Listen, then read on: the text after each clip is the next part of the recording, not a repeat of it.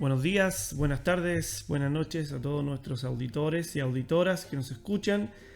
Vamos al quinto y último capítulo de esta primera temporada del podcast que lleva por nombre Departamento Experto. Les saluda el profesor Eduardo Aguilera, profesor de música, y quien me acompaña, profesor César Sánchez. Buenos días, buenas tardes, buenas noches, donde sea que estén, a la hora que estén, les damos a todos y a todas las más cordial de las bienvenidas a nuestro quinto capítulo. Como todos los capítulos partimos con la música. Hoy, como es nuestro quinto capítulo de esta primera temporada, queremos dedicarlo a la música chilena. Precisamente al movimiento musical que se denominó la nueva canción chilena y que es donde empiezan a florecer las raíces de la música popular, tomando en consideración la música folclórica. Entonces muchas veces se confunde a esta música, a este género musical, con música folclórica, y la denominación, como debería ser exactamente, es música popular de raíz folclórica, porque toma elementos de nuestra música folclórica y lo transforma en canciones populares. César, ¿conoce algún músico, algún grupo, algún cantautor de esta corriente musical? Claro, sí, a partir más o menos de la década del 60, mientras en el resto del mundo estaba pasando lo que nosotros hablábamos en capítulos anteriores, como por ejemplo con el jazz, el surgimiento de lo que entenderíamos más adelante por el hip hop, el rock que trata de volver a las raíces con el punk. Mientras tanto en Chile nosotros podíamos escuchar autores como por ejemplo Violeta Parra, Patricio Mans y más adelante con Víctor Jara. Sí, exactamente. Esos son algunos de los grandes exponentes de este movimiento musical que no solamente se dio en Chile, porque también esto empezó en Cuba con la nueva trova cubana, la canción argentina, y Chile también a la cabeza de este movimiento con algunos exponentes como los que tú nombraste, César. ¿Cuál era la característica principal? Como lo mencionábamos al inicio, es música popular, pero toma las raíces de los nuestros, entonces es música popular auténticamente chilena. Lamentablemente, ese desarrollo musical se vio abruptamente interrumpido por la dictadura militar en 1973. En ese entonces, todo lo que tenía relación con música o movimientos que fueran sindicados como de izquierda fueron de cierta manera borrados. Entonces todos los discos, toda la documentación, partituras, libros, fue quemado y fue sacado de las radios, de la televisión, y fue suplantado por otros géneros musicales. Entonces aquí es donde está el eslabón perdido, digamos, de la música chilena, si así lo queremos ver, que es la nueva canción chilena y que ha costado un mundo que se pueda volver a retomar. Es por eso que cuando nosotros escuchamos música chilena nos cuesta un poco encontrar el sabor. Por ejemplo, cuando uno escucha música cubana, cuando uno escucha música argentina, música colombiana, música peruana, uno encuentra la huella digital de esto, el ADN de la música. Y es lo que a nosotros nos pasó, que se perdió en un momento y que de a poco hemos podido ir retomando, pero lentamente. Y falta que las generaciones nuevas puedan conocer la historia de estos grandes cantautores, que puedan reconocer la importancia de estos cantautores y que de ahí en adelante se pueda construir un camino auténticamente chileno de música, y que así como nosotros percibimos de los países extranjeros, ellos puedan darse cuenta cuál es el sello de la música chilena. Dentro de estos grandes músicos, grandes cantautores, sin duda estaba Violeta Parra, que es la que hizo el trabajo de recopilación más grande que ha hecho un músico chileno, porque ella viajó de norte a sur y fue a los lugares donde no llegaba nadie a poder extraer esas formas de cantar popular, esas formas de interpretar los instrumentos, esa forma de componer canciones, y ella a partir de eso desarrolla su obra musical, porque sabemos que Violeta Parra no solamente la música lo que desarrolló, sino que también otras áreas del arte. Entonces acá me gustaría que los auditores pudieran ir escuchando este playlist que vamos dejando de canciones de la nueva canción chilena, de música de la nueva canción chilena, y que también pudieran eventualmente interesarse en poder saber un poco más acerca de la historia de Violeta, de Víctor, ¿cierto?, de Inti Illimani, de Quilapayún, de Patricio Mans, que no solamente fueron algunos músicos, sino que también se dedicaron a la escritura o a las diferentes artes visuales, César. Muchas gracias por la introducción al tema de la música en Chile y la importancia de la recuperación de nuestras raíces. Pero ahora vamos al análisis final de la propuesta de texto constitucional. Habíamos quedado en los poderes del Estado y ahora lo que nos quedaría revisar, Eduardo, es dos cosas. El artículo acerca de los órganos autónomos y el capítulo acerca de las reformas y reemplazo a la Constitución. Con respecto a los órganos autónomos, había mucha discusión también al respecto durante la discusión de la creación de este texto. Se tenía miedo de que el Estado, ahora como era un ente más participativo, se inmiscuyera mucho en los trabajos de otros órganos del Estado, que son órganos de control, de supervigilancia, como por ejemplo el Banco Central, como por ejemplo el Ministerio Público, la Fiscalía, como por ejemplo la Contraloría General de la República, que son órganos muy importantes de control y supervigilancia, que se encargan también de asesorar y mantener también a raya el poder de otros, valga la redundancia, poderes del Estado. En el capítulo número 10 de la Constitución se habla de estos órganos autónomos que mantendrían esta cualidad. Y en los artículos podemos encontrar, por ejemplo, que ellos mismos son los que tienen la capacidad de conformarse, que además cuentan con el apoyo de otros poderes y otros organismos del Estado que, en conjunto con ellos mismos, son los que designan a las autoridades, que establecen los mecanismos de control de otras al mismo tiempo, manteniendo su propia autonomía. Así es que en este sentido, Eduardo, el capítulo 10 lo deja bien claro, no habría que entrar en muchos detalles porque sería como redundar en el asunto. En general todos estos órganos autónomos mantienen su cualidad y es como más o menos en todos los subcapítulos lo que se refiere a ello. En el caso de la Contraloría General de la República, Banco Central, el Ministerio Público, la Defensoría Penal, la Agencia Nacional de Protección de Datos, por ejemplo, que es una cuestión innovadora al respecto del mundo digital, la Corte Constitucional, que vendría a ser el reemplazo del Tribunal Constitucional, y eso. En el capítulo 11 hablamos de la reforma y el reemplazo de la Constitución. ¿Qué te parece al respecto esto, Eduardo? Me gustaría preguntarte también y que la gente pudiese entender un poco cómo van entrando en vigencia una Constitución nueva, cómo va entrando en vigencia. Porque hay mucho, ¿cierto? Hay cosas nuevas, hay cosas que se mantienen, pero hay muchas cosas que son nuevas. Entonces la pregunta que seguramente la mayor parte de las personas se hacen: si esta propuesta de constitución se llega a aprobar, al siguiente día empiezan a regir todos los artículos y todos los incisos, o hay un tiempo de transición como lo habíamos conversado en el primer capítulo, y si es que hay tiempos de transición para cada uno de los artículos o de los temas importantes, ¿cuántos son esos tiempos? Ya, muy bien, Eduardo, pero antes de responder esa pregunta, déjame terminar con el capítulo 11 de reforma al reemplazo de la Constitución. Establece un procedimiento, si no objetivo, bastante claro al respecto. En la Constitución vigente que nosotros tenemos, el artículo referente a la reforma de la Constitución era súper escueto. La reforma a la Constitución, antes de la inclusión de los artículos del año 2020 en la reforma constitucional que hubo ahí para permitir este plebiscito, establecía, por ejemplo, solamente dos formas de reforma constitucional. En el caso que el presidente de la República y el Congreso Nacional no pudieran llegar a acuerdo con respecto a la reforma a algún artículo de la Constitución, se iba a convocar a un plebiscito del pueblo para que finalmente resolviera. Y eso era todo. Era como un par de artículos nomás que se referían al respecto.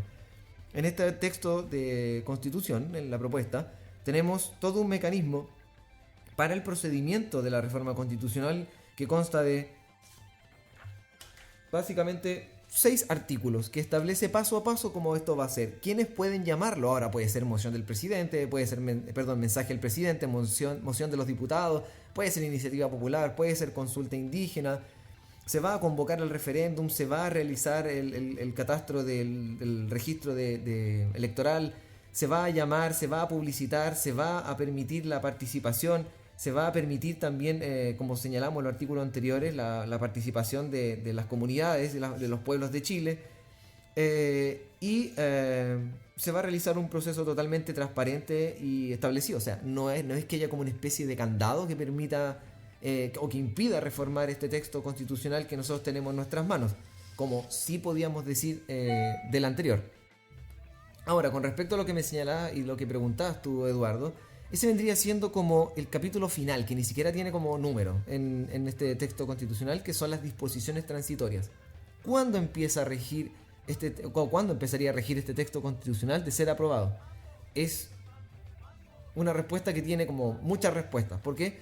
Porque te puedo decir inmediatamente, pero también te podría decir con tiempo. ¿Por qué me refiero a esto? Porque hay ciertas disposiciones transitorias que hay en este último capítulo que señalan que, en general, por ejemplo, el primero dice que la Constitución va a entrar en vigencia desde la fecha de publicación, pero hay ciertas medidas, hay ciertos como aspectos de esta Constitución que van a ir siendo integradas a medida que vaya pasando el tiempo.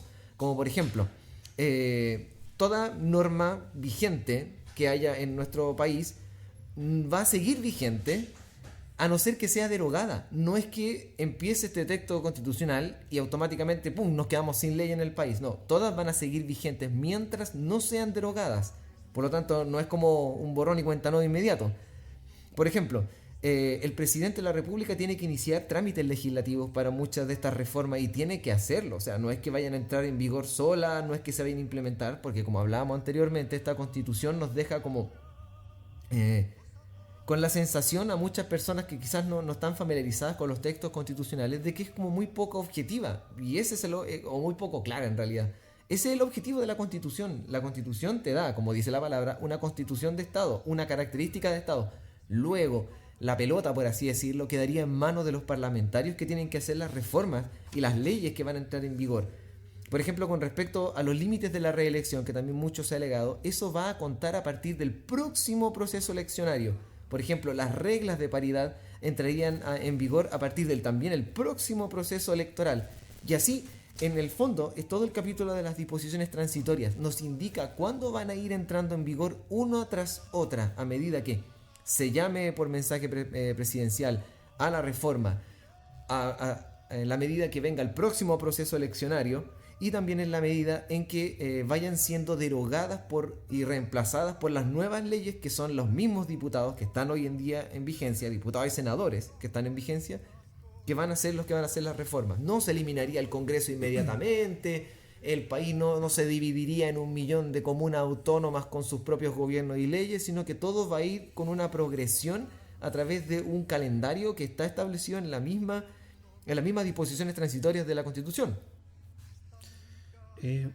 Para que se pueda entender un poco, es un proceso que va a tomar tiempo, es un proceso organizado, es un proceso ordenado y que está previsto dentro también de lo que tiene que ver con la redacción de esta Constitución. Está previsto que todo paso a paso se pueda ir dando hasta que de una vez, de manera definitiva, pueda entrar en vigencia todos los artículos y también que las leyes puedan ir siendo compatibles con esta Constitución. Me imagino, César, que podría ser, te pregunto, ¿podría ocurrir que hubiesen leyes que son incompatibles con la nueva Constitución y que haya que modificar? Y claro, como esta Constitución es revolucionaria en muchos aspectos, integra muchos como factores nuevos en la normativa nacional, van a haber como ciertas incompatibilidades, pero la misma Constitución, dentro de los artículos de los capítulos ordinarios y dentro de las disposiciones transitorias, explica los mecanismos de resolución del conflicto, como por ejemplo el mantenimiento de ciertas normas. Por ejemplo, lo que hablábamos en unos capítulos atrás con el Estatuto de Aguas. Los derechos de agua van a seguir en vigor, no es que se vayan a eliminar, pero es que ahora el Estado va a tener un rol como participativo y más activo en la ejecución de estos derechos de agua. Por ejemplo, con respecto a las elecciones de diputados, senadores, o por ejemplo el hecho de que vaya a haber una Cámara de las Regiones y que cómo va a convivir eso con la Cámara de Senadores, por ejemplo. Entonces las disposiciones transitorias nos señalan que se van a mantener algunas cosas mientras no sean reformadas por la anterior, y todas estas incompatibilidades van a ser siendo abordadas en la medida de la urgencia que vayan a tener por la misma presidencia y por los mismos diputados y senadores que existen en regla hoy en día. Gracias, César. Muy bien. Les queremos recordar, como en todos los capítulos, que la finalidad no es un estudio acabado de cada artículo ni de cada capítulo de la Constitución, sino que ir revisando algunas cosas que nos parecieron interesantes y que nos parece que es importante que la gente vaya conociendo. La lectura en detalle es deber de cada uno para votar informado. Eso es lo más importante, siempre votar informado. y de la fuente principal, que es la propuesta de constitución, y eventualmente, si uno tiene dudas, poder comparar con la constitución actual. ¿Qué es lo que nos dice la constitución actual? Pasamos a una sección, César, como para hacerlo un poco más interesante, porque recordemos el primer capítulo, estuvimos revisando algunas noticias que eran difundidas por redes sociales y verificamos si con la constitución en mano si eran efectivamente ciertas o eran falsas, en definitiva, ¿cierto? Fact check hicimos con César sobre esa información que iba rondando por redes sociales. Entonces, hay algo que en estos días se ha hablado también y que es parte de la franja y que dice que la Constitución no se hizo cargo de las demandas de las personas. Recordemos que todo esto partió con un estallido social, con demandas de las personas, y que la clase política, como respuesta a estas demandas, decidió abrir un proceso constitucional. Esa fue la respuesta de la clase política a lo que la gente en las calles reclamaba. Entonces, tomemos un poco, César, algunas de esas demandas más emblemáticas. Yo te pregunto, tú me respondes, ¿ya? Ok. Entonces, por ejemplo, cuando la gente salió a manifestarse ese 18, ¿cuánto fue? Claro, el 18 de octubre, 19 de octubre. Ya, perfecto, como para situar un poco. Del 2019, exactamente. Ya. Entonces, una de los carteles grandes que se veía tenía que ver con pensiones dignas. ¿Fue abordado esto por la Convención Constitucional, César? ¿Pensiones dignas para la gente? A ver, así como dándonos una respuesta al problema de las pensiones, no. Porque recordemos que la Constitución no se hace cargo del paso a paso de cómo van a ser los mecanismos. Pero ¿qué es lo que sí nos ofrece este proyecto de Constitución? En el artículo 45 nos señala que toda persona tiene derecho a la seguridad social fundada en los principios de universalidad, solidaridad, integrabilidad, unidad, igualdad, suficiencia, participación, sostenibilidad y oportunidad.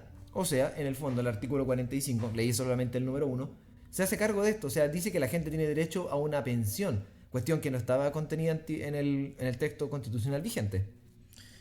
La segunda, se habló también y uno veía pancartas con respecto al agua. Sabemos que este es un tema muy importante en Chile.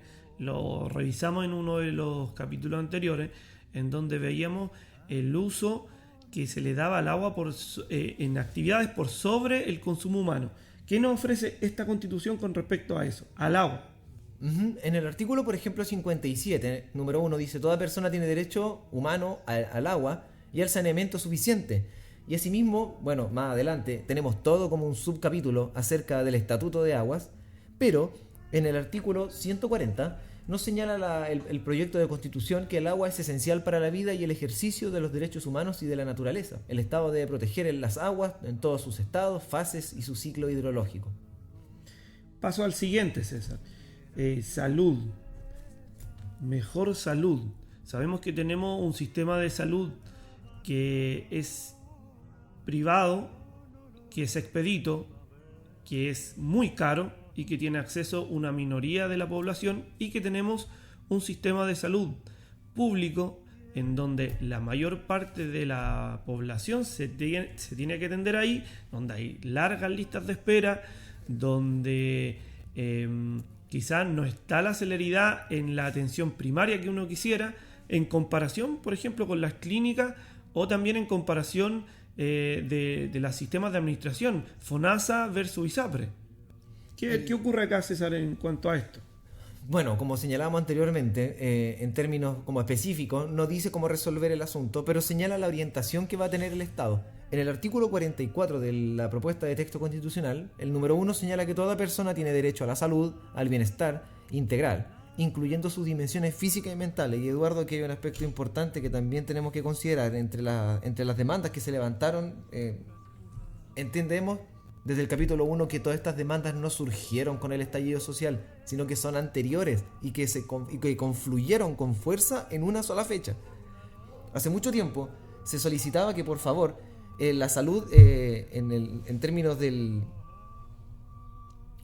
de como la sociedad, en términos como del Estado, se reconociera como el aspecto físico, pero también mental. No hay en Chile una ley de salud mental, y esa era una de las exigencias que existía. en este artículo 44 se establece ya la salud en sus dimensiones física y mental. Pero también señala que el Estado ahora va a promover y proveer las condiciones necesarias para alcanzar el más alto posible de la salud. No dice, ojo, lo que dicen algunas personas, no, que ahora todos van a pasar a FONASA. Lo que dice es que el Estado va a encargarse de que las personas tengan el mayor nivel posible de atención en la salud. No significa que todos van a pasar al sistema público o que el sistema público va a desaparecer. Simplemente que ahora el Estado tiene como una función activa en lo que se refiere a la salud, estando como muy preocupado de que la gente logre este nivel. Asimismo, este texto señala, por ejemplo, que va a convivir, coexistir y colaborar el sistema público y el sistema privado de la misma manera que hoy existe. Por ejemplo, la gente que está en FONASA tiene la posibilidad de atenderse tanto en el sistema público como privado y no hay ningún inconveniente al respecto. Significa que ahora el Estado, aparte de ser como el prestador de bonos, va a ser un ente que va a estar muy preocupado también de que la calidad de la atención de salud sea posible. Entonces sí se hace cargo de este aspecto muy importante para todos. Otra de las demandas que sonaba fuerte, educación, acceso y calidad. ¿Cómo se ve eso reflejado en la nueva Constitución? ¿Se tomó esa demanda de la ciudadanía? Sí, por ejemplo, en el artículo 35 señala que toda persona tiene derecho a la educación es un deber primordial e ineludible del Estado. Y más abajo también las descripciones de las características de calidad, de gratuidad, de oportunidad, de multiculturalidad de la educación en Chile, la relevancia de los docentes, educadoras de este país y asistentes en el proceso importante de desarrollo integral de la educación en Chile, y el compromiso del Estado con un ejercicio de mejoramiento del sistema educativo en Chile. O sea, también se hace cargo. En el artículo 36 sigue señalando que ahora va a haber un sistema nacional de educación que está integrado por los establecimientos, por el Estado, que se va a articular, que el Estado va a ser el gran articulador de todo esto, que va a tomar como experiencia el aprendizaje de los estudiantes, que va a ser un órgano técnico que se va a encargar de todo esto. En el artículo 37 tenemos la descripción como del funcionamiento del sistema de educación superior, las instituciones de educación del Estado, por ejemplo, como la carrera militar, también va a estar incluida dentro de todo esto. O sea, toma las demandas de educación y las plasma en la Constitución. Porque en el texto vigente que nosotros tenemos actualmente, señala que los chilenos tienen derecho a la educación. Y eso es todo, a grandes rasgos. El siguiente, cuidado del medio ambiente. Ya, sobre ese aspecto, fue una pelea que se mantuvo durante años, desde mucho antes del estallido social. Escuchamos por ahí hablar acerca de Petorca, escuchábamos hablar acerca de Tierra Amarilla, acerca de no sé, lugares como Quintero, Puchuncaví, o escuchamos, por ejemplo, de Hidroaicén. Entonces, era un tema que existía en nuestro país. El texto constitucional se hace cargo de en innumerables artículos. Es casi como un eje transversal a este texto, la idea de un Estado ecológico. Lo encontramos en el artículo 8, 18, 39, del 101 al 103, del 127 al 133, del 136 al 139, 148 al 150, como para que lo entiendan. Abarca una gran cantidad de factores. Entra en el desarrollo económico, entra en el desarrollo integral de las personas, entra, por ejemplo, en los derechos de los pueblos indígenas, entra, por ejemplo, en la educación también. Está como transversal a muchos aspectos. Entonces, sí, es una constitución que nosotros podríamos llamar como una constitución ecologista. Seguimos avanzando. La diversidad con respecto a este punto que habla la Constitución, y también algo muy importante que es el derecho a la vivienda. Con respecto como a el trato igualitario, la no discriminación y la diversidad de género y las disidencias sexuales, que era también un tema que se había puesto muy en relevancia en Chile, porque entendamos, y esto a propósito de toda la discusión del texto constitucional o de la propuesta, es que el Estado de Chile y nuestra sociedad en los 40 más o menos 40 años que han transcurrido desde la redacción y publicación del texto constitucional vigente, o sea, la Constitución de los 80, el país ha cambiado un montón. En los últimos 40 años hemos visto grandes cambios en la sociedad, en la economía, en el mundo, en el tratamiento del ecosistema. Entonces era algo que había que hacerse cargo. En el fondo este texto constitucional se hace cargo de lo que ha cambiado Chile. Y todos estamos claros de que el texto vigente es un texto obsoleto, que habría que hacerle muchas reformas, pero que en el fondo todo tomaría mucho tiempo. Vimos los casos, por ejemplo, de Zamudio, en lo que se refería como a los crímenes de odio a propósito de las disidencias sexuales. Hablamos, por ejemplo, también del surgimiento de instituciones como el Móvil, que se hacía cargo de la diversidad de género sexual. Y entonces esta constitución también lo toma. También es un eje transversal, como lo señalábamos anteriormente, como en el caso de la ecología. Pero, por ejemplo, en el artículo 25 tenemos toda persona tiene derecho a la igualdad, que comprende la igualdad sustantiva, la igualdad ante la ley y la no discriminación. Es deber del Estado asegurar la igualdad tanto en el trato y oportunidades. En Chile no hay persona ni grupo privilegiado. Queda prohibida toda forma de esclavitud. Lo que viene a señalar un aspecto súper importante, y este es un concepto súper importante que yo creo que olvidé mencionar en los capítulos anteriores, que es un concepto como súper técnico que se llama la igualdad sustantiva. ¿Qué significa la igualdad sustantiva? O sea, la ley reconoce que somos todos iguales, que yo y tú, Eduardo, tenemos los mismos derechos, pero no tenemos la misma historia de vida, no tenemos las mismas como orígenes sociales, económicos, y por lo tanto, dentro de la competitividad de este mundo, no empezamos con los mismos, con el mismo nivel. O sea, si bien hay una igualdad en lo que respecta a los derechos, no hay una igualdad en lo que respecta a las como capacidades que las herramientas de la vida me han dado. Entonces, este artículo 25 también se hace cargo de ello. Y muchos otros a lo largo de la Constitución que hablan acerca, por ejemplo, de la no discriminación y del respeto y de la orientación de género que tienen que tener el funcionamiento de los ¿cómo llamarlo? De los agentes del Estado.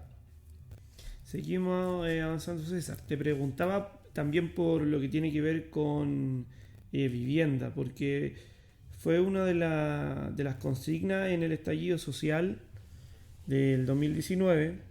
Como tú bien dices, son temas que durante años se acumularon, pero fue una de las que apareció en el 2019 y que también ha hecho ruido durante lo que tiene que ver con la campaña para rechazar esta constitución, porque no estarían, como lo tomamos en el primer capítulo y lo revisamos, no estaría consagrado el derecho a la vivienda propia. Entonces, ¿qué dice? Y podamos recordar un poco esto que se habló en el primer capítulo en cuanto a vivienda. Todos los, como comillas, males de los que podemos hablar que convergieron en este estallido social o rebelión ciudadana, como prefiero yo llamarlo, que estallido me suena como que alguien pataleó y ya, porque la rebelión es una cuestión como más organizada, es rebelarse contra la autoridad respecto de cómo estaba haciendo el manejo. Tiene que ver como con la orientación de Estado que había dado la Constitución anterior. Tú hablabas bien, Eduardo, en los primeros capítulos acerca de la orientación de este Estado como subsidiario, que es el Estado que dice, miren, estas son las reglas y yo voy a ver que nadie se pase nomás, pero en el fondo cada uno se las arregla como puede, o que le deja en realidad al mercado la solución de las necesidades colectivas. Entonces, este texto constitucional lo que viene de alguna manera es como a darle ese rol del Estado, decirle, ok, ya ciudadanos, ustedes se pueden relacionar con el Estado para satisfacer sus necesidades, pero que hace falta que alguien ponga un poco de orden acá y que no se deje toda la regla del mercado, porque no hay que ser como muy como sabido en el asunto o en economía para darse cuenta que en realidad la economía no se regula sola. Tenemos los casos de colusión de los que vamos a hablar en un ratito más, no hay que hablar mucho al respecto. Entonces, el artículo 51 y los siguientes al respecto, cuando se refieren a derecho a la vivienda, no significa que le van a dar a todos una vivienda, no significa que a todos le van a regalar la vivienda, significa que ahora el Estado se va a preocupar de que esto sea un derecho que se pueda como levantar por la ciudadanía, de que el Estado tiene que tener cierta participación al respecto. Casos en los 90 teníamos de sobra, no sé si te acuerdas del caso de las casas Copeva, sí, que se construyeron, que se llovían enteras, poblaciones en las cuales, por ejemplo, las puertas no abrían porque los metros cuadrados no daban, la ciudad que no era amable con la ciudadanía, en que no existían áreas verdes, áreas de esparcimiento, que eran verdaderos como almacenes de carne humana en el cual se metía la gente. El artículo 51 señala que toda persona tiene el derecho a una vivienda digna y adecuada que permita el libre desarrollo de una vida personal, familiar y comunitaria. Y en los números siguientes dice a lo que se refiere, porque tiene que ver con espacio, tiene que ver con calidad, tiene que ver con accesibilidad, tiene que ver con diseño, tiene que ver con la construcción, los materiales, etcétera. Ya, vamos a ir avanzando en honor al tiempo, y la idea es que podamos nombrar algunos con el artículo. Por ejemplo, algo importante, preocuparse de los discapacitados, está en el artículo 28, por si la gente lo quiere leer. Algo central, medular de esta propuesta de constitución son los niños, las niñas y los adolescentes. El artículo 26 también lo pueden leer con respecto a eso. La corrupción, algo que siempre ha estado en cuestionamiento. ¿Qué pasa? ¿Cómo se sanciona? Artículo 253 y 265. Apoyar a la familia y su diversidad, eso lo pueden leer en el artículo 10. Algo súper importante para que los países puedan progresar en la ciencia. Escuchábamos al profesor Massa, que aparecía en medio de toda esta revuelta en los medios de comunicación, y que daba siempre ha dado la visión sobre cuál es la trascendencia de la ciencia para el Estado de Chile y cuál es la importancia de la ciencia. Eso está contenido también en la Constitución, en el artículo número 98. La no discriminación en el artículo número 25, por ejemplo. Y también hay algo que debía estar y está también contenido en esta Constitución, en el artículo 182, que es la prevención y sanción de la colusión, porque cuántas veces vimos esto de que aparecía la colusión de la farmacia, la colusión de los pollos, y del confort. En algún momento hubo devolución de dinero a la gente, pero más allá de eso uno ve que siguen ocurriendo. Si bien a lo mejor hubo una sanción que estuvo, cierto, muy, muy presente para la gente, que todavía está muy presente, que es cuando devolvieron dinero a las cuentas RUT. No sé cuánto habrá sido el porcentaje de lo que la gente gastó de más versus lo que se devolvió, pero más allá de eso sigue ocurriendo y seguirá ocurriendo probablemente. Entonces esto está también en la Constitución, contenido en el artículo 182. Para ir cerrando el tema, yo quiero quedarme con tres aspectos fundamentales de este texto, que fueron los que me convencieron a mí para decir, en realidad no es un mal texto. No estoy señalando ninguna opinión al respecto de las resoluciones que usted pueda tomar o que yo voy a tomar, sino que simplemente estoy tratando de ser lo más objetivo posible al abordar un texto. Evidentemente, al profesor Eduardo, yo, usted en su casa, hay aspectos que les pueden gustar o no de este texto como de cualquier otro texto. Pero lo que yo quiero relevar de esto, que eran como de alguna manera mis inquietudes previo a todo este proceso que hemos estado viviendo en los últimos 3-4 años, que son tres. Primero, Chile como Estado ecológico, que ya lo señalé anteriormente, que se hace cargo de manera muy importante. También lo que señalaba Eduardo, el caso de la corrupción en Chile. Siempre se habló de que no, los políticos y son un circo de payasos en el Congreso, que lo único que les importa es robar. Aquí, como nosotros como profesores de repente hablábamos de este tema con los chicos y ellos siempre decían, no, que los políticos son ladrones. En el fondo era lo que replicaban de sus papás en casa. Y era como la visión generalizada de Chile. Y tenemos un capítulo 5 en este texto que se refiere al buen gobierno y a la función pública, como decía el profesor Eduardo, desde el artículo 165 en adelante. Una cantidad de artículos que se refieren a cómo el Estado se va a autorregular, cómo el Estado va a supervigilar el funcionamiento, que establece en su primer artículo, en el artículo, como le había dicho, 165, que dice que el ejercicio de las funciones públicas obliga a los tribunales a dar cumplimiento a los principios de probidad. Ahora las autoridades están obligadas. Hace algunos años atrás se pidió que por favor se abrieran las cuentas bancarias de los parlamentarios. Pusieron el grito en el cielo que eso no era posible, que cómo iban a revisar las cuentas bancarias. Bueno, ahora las autoridades van a estar obligadas a dar como respuesta a esto.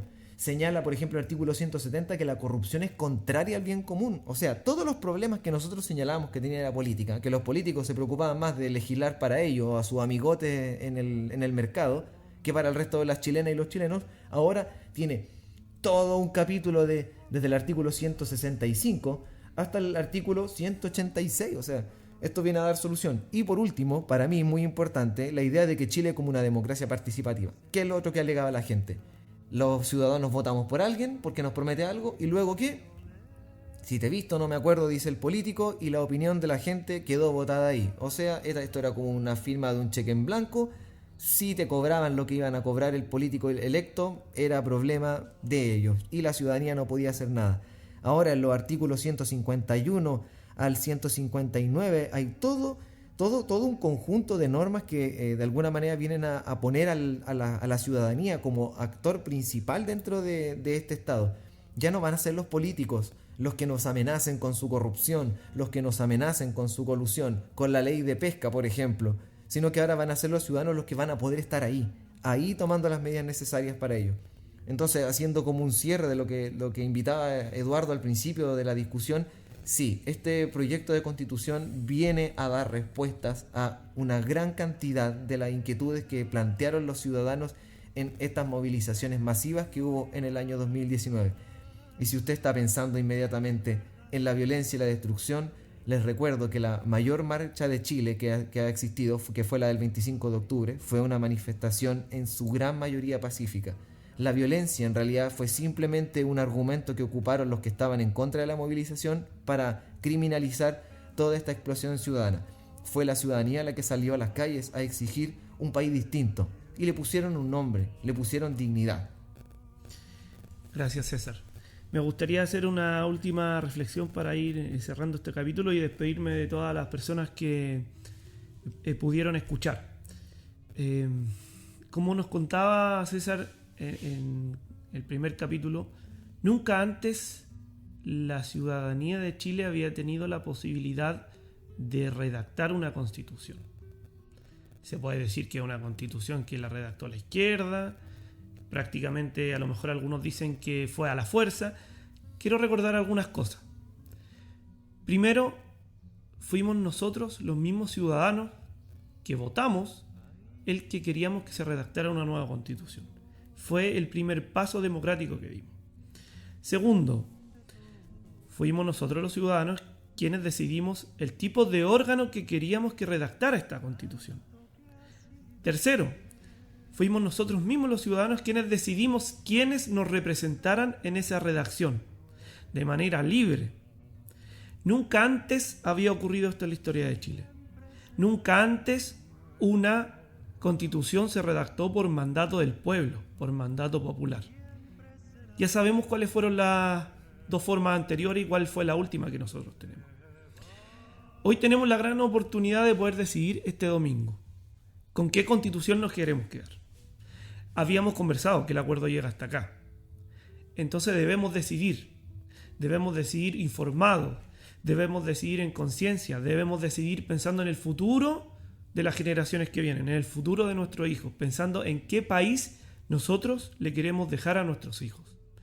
Yo los invito a todos y a todas que puedan leer en estos días que quedan, que se puedan informar de la fuente más fiable que es la propuesta de la nueva Constitución, que puedan comparar algunas de las cosas que más se habla, qué es lo que dice la Constitución de 1980 y qué es lo que dice esta Constitución. La decisión la tienen ustedes. El voto siempre va a ser libre y secreto. Y el sistema electoral de Chile, no me cabe dudas que va a dar, como siempre, una muy buena respuesta. Aquí se ha hablado a lo mejor que puede haber un fraude electoral, eso no va a ocurrir. Eso no ha ocurrido nunca en la historia, por lo menos desde que se instauró la democracia nuevamente en Chile, y no va a ocurrir. Es un sistema transparente, limpio, que hay que cuidarlo. No se construye un sistema democrático de confianza de un día para otro, y hay que cuidarlo. Aceptaremos la votación popular, ya sea por el apruebo o por el rechazo. Como colofón y cierre de todos de estos capítulos que hemos tenido, le queremos dar las gracias por haber escuchado, por haberse dado la oportunidad, como decía Eduardo, de reflexionar al respecto, no quedarse con prejuicios, no quedarse con ideas elaboradas por otros, sino que por la misma reflexión de ustedes y de la misma manera que siempre les dijimos, por favor no nos crean a nosotros, tomen este podcast como el punto de partida de la investigación. Y queremos agradecerles por haberse dado también y habernos dado a nosotros la oportunidad de compartir con ustedes todo este análisis. Esperemos que el resultado de Chile y el futuro de Chile sea lo mejor para todos y para todas. Recuerden que en una democracia siempre tenemos que pensar en lo que le conviene a todos. Y si a mí no me afecta, entonces tengo que pensar si al resto le puede beneficiar. Ese es el punto de partida de una democracia sana, que es lo que queremos para nuestro futuro. Como profesor, les doy las gracias y como también locutor les doy las gracias por haber estado aquí a todos y a todas. Espero que tengan un muy buen día, buenas noches, buenas tardes, donde sea que estén. Y si puede ser, nos vemos en el futuro.